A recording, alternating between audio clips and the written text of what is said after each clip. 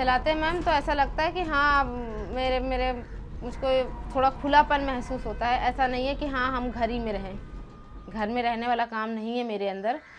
पहले लगता था कि हाँ घर में रहें, औरतें हैं घर के अंदर ही रहें अच्छा है, लेकिन अब ये लगता है कि नहीं हमको बाहर ही रहना है, हम घर में हम एक दिन नहीं बैठ सकते हैं अब। स्वरोजगार ने ललिता बिंद को यह आज़ादी हासिल कराई है। 3 साल पहले वो पत्थर की एक खदान में 12 घंटे खटकर भी बित्ता भर ही कमा पाती थी। अब उनका अपना ई रिक्शा है, वो अपनी मालिक खुद हैं।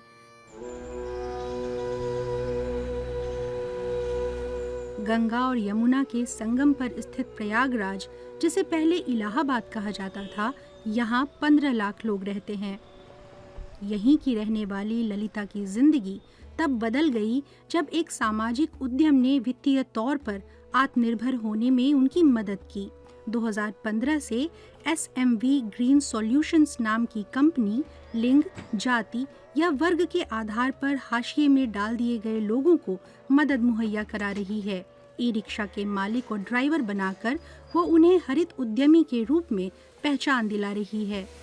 जब हमारा ये निकला था गाड़ी फाइनेंस हुआ था तो मुझको पैसा नहीं देना पड़ा था। उसमें हमको ये मैम ने कहा था कि आपको जो भी हो, आपको 2000 2500 जो भी आपको बचे वो थोड़ा थोड़ा करके दो। तो मैंने थोड़ा थोड़ा करके मैंने 3-4 महीने में करके ख़त्म कर दिया। तो 15,000 मेरा ऐसे ही इधर से उधर निकल गया, मुझको पता भी नहीं चला थोड़ा थोड़ा करके। अब ललिता उत्तर प्रदेश में उन 130 महिला ई रिक्शा चालकों में से एक हैं जिनके पास अपना खुद का वाहन है।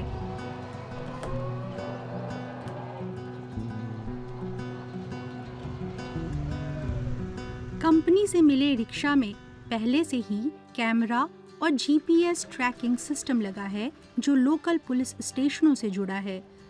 5 शहरों और 10 गांवों में काम कर रहे रिक्शा उन महिलाओं को भी और ज्यादा आज़ादी मुहैया करा पा रहे हैं जो इनका इस्तेमाल करती हैं।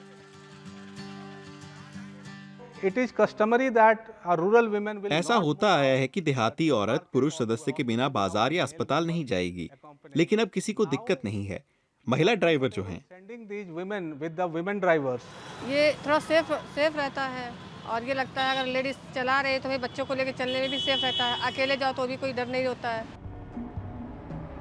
एक छोटे से हरित और द्रुत परिवहन विकल्प की जरूरत अब बढ़ गई है, जैसे कि प्रयागराज में करीब 80% कमर्शियल वाहन डीजल चालित हैं।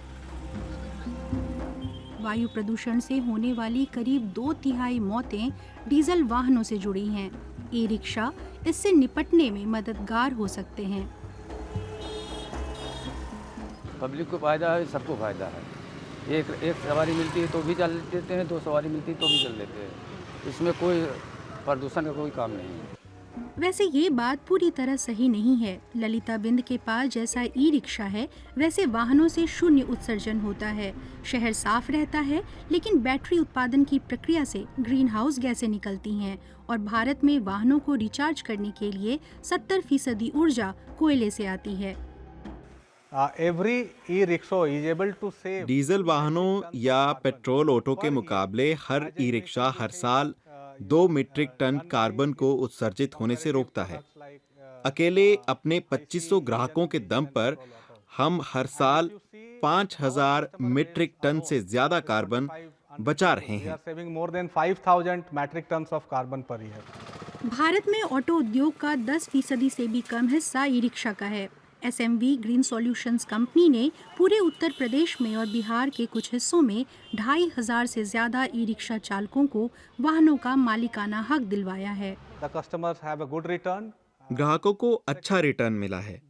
कानूनी जरूरतें कम हैं, कई जगह परमिट फ्री हैं और बहुत सारे राज्य अब शहर में डीजल और पेट्रोल ऑटो के लिए नए रजिस्ट्रेशन परमिट नहीं दे रहे हैं। तो भी फिलहाल चुनिंदा रिक्शा चालक ही पेट्रोल या डीजल से इलेक्ट्रिक का रुख कर रहे हैं। उनकी अनिच्छा की प्रमुख वजहों में आदत और कागजी कार्रवाई जैसी चीजें शामिल हैं।